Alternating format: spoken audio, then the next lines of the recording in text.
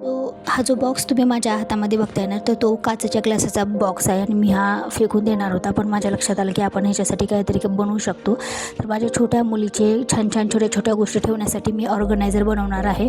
तर छान अर्धा कट करून घेतलेला आहे आणि उरलेला बाकीचा असं फोल्ड करून मध्ये स्टॅपलर मारून घेतलेला आहे. आणि जे गेल्या वर्षीच्या बुकमध्ये ड्रॉइंग बुकमध्ये जे पेजेस उरलेले असतात ना, तर तेच पेजेस मी वापरणार आहे.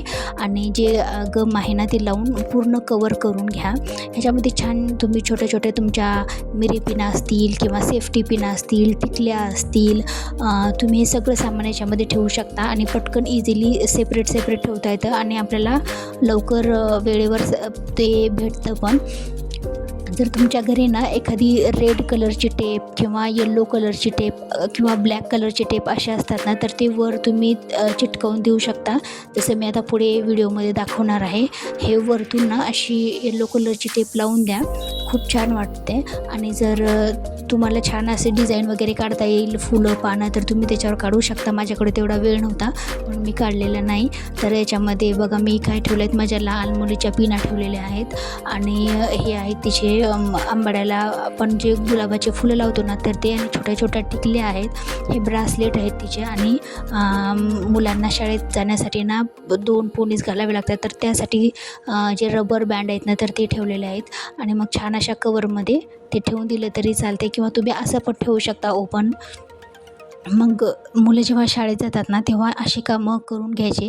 मेथी निवडणं किंवा कोथिंबीर, आपले जे छोट्या बारीक भाज्या असतात ज्याला कट करायला वेळ लागतो, तर अशा भाज्या ज्या आहेत ना, तर मी तेव्हा करून घेत असते सगळी कामं.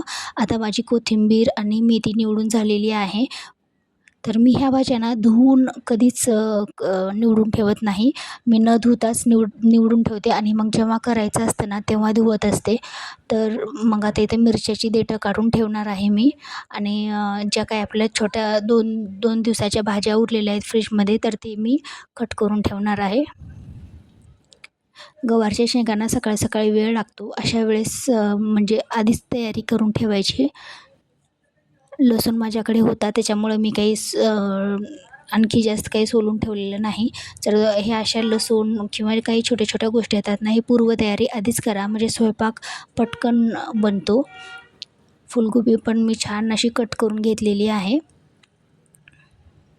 मग संध्याकाळच्या जेवणामध्ये ना पावभाजीचा बेत होता. तर पावभाजीची रेसिपी तुम्ही शॉर्ट व्हिडिओमध्ये बघू शकता. आणि व्हिडिओ आवडत असतील तर व्हिडिओला लाईक करा. चॅनलवर नवीन असाल तर चॅनलला सबस्क्राईब करा. Thank you for watching.